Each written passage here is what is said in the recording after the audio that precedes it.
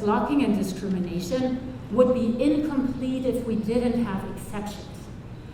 There are a couple of exceptions, but the one I want to talk about here is the exception for reasonable network management.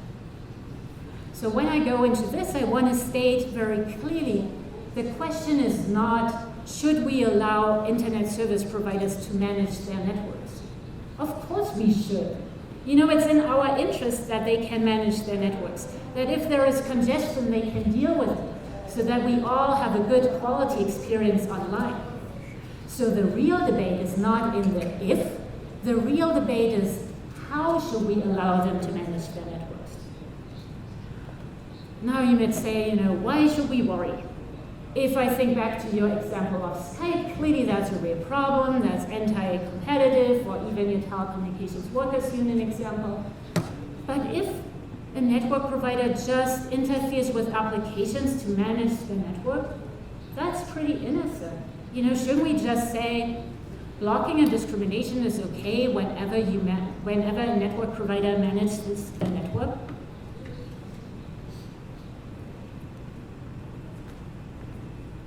Now that you have a moment to think about that, the answer is no. And there are a couple of reasons for that. First, you might think, oh, who cares about congestion, you know, that's really technical.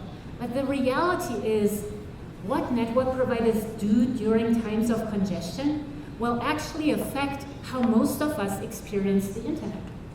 Congestion means everybody wants to use the network at the same time and there is not enough capacity available for everybody.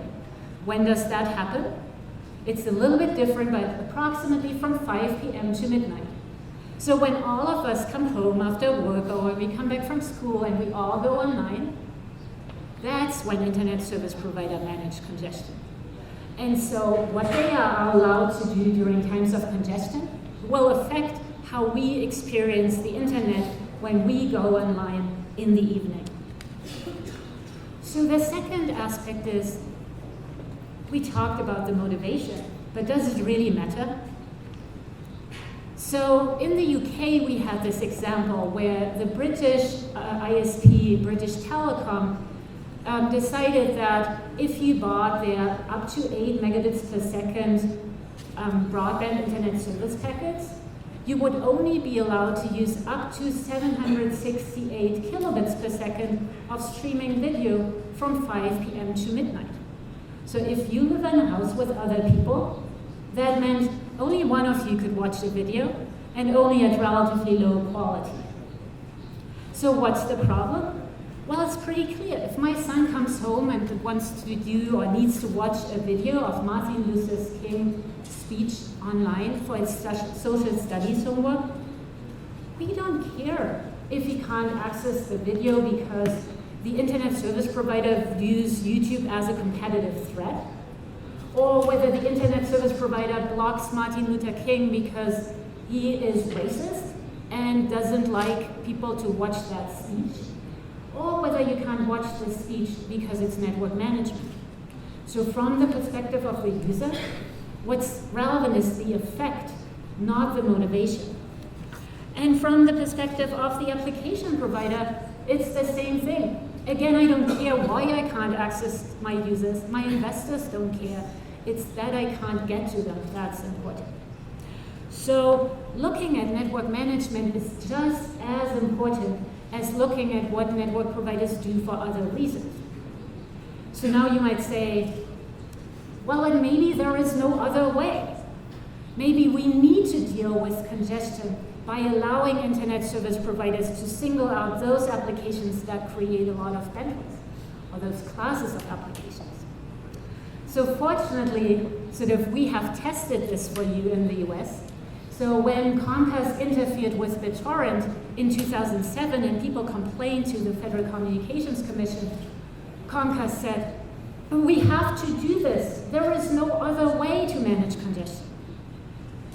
The FCC looked at this and talked with many network engineers, and it said, you know, we think there is another way. And this way looks as follows. So if there is congestion, then ISPs need to be allowed to divide or allocate bandwidth among users. They need to be able to limit how much data we can send into the network. It's like trying to deal with congestion on the highway by preventing additional cars from coming onto the highway. We all agree that is important and that is something the network providers should be allowed to do. But when they make the decision about who gets how much bandwidth, they cannot tie that to the applications or classes of applications that users are using. So they cannot say, oh, we limit the amount of bandwidth available to online video, or we throttle the amount of bandwidth to peer-to-peer file sharing applications. What can they say? They can use criteria that have nothing to do with the applications that users are using. So they might say, you have used the internet nonstop for the past 24 hours and I'm just coming online. So I get disproportionately more traffic during times of congestion than the person who has surfed nonstop to create some fairness over time. There are lots of other examples. The key thing that unites all of them is that during times of congestion, even though bandwidth is limited, we, the users, are still the ones who get to decide how we want to use it. And the application providers can still get to users within the limited amount of bandwidth that's available to them. In 2008, the Federal Communications Commission required all fixed network providers in the US, so those that provide internet services over wires, cable, telephony wires, to manage their network in this way.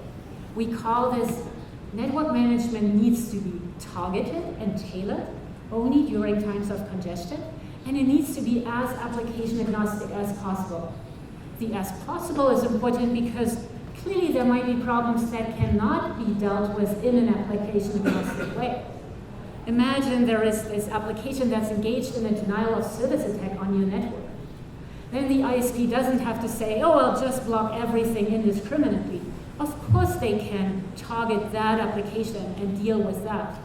So the as possible gives you a safety valve to deal with those situations that cannot be, where it's just impossible to remain neutral. This kind of rule has been used in the US and Canada since the late 2000s. And so all United States and Canadian fixed internet service providers manage their networks this way. So this is not sort of a nice idea by academics. This has been tested in the real world. At the same time, we know that if you look to other countries that have not imposed the same kinds of requirements, internet service providers primarily manage congestions by singling out selected applications or classes of applications and limiting the amount of bandwidth available to them.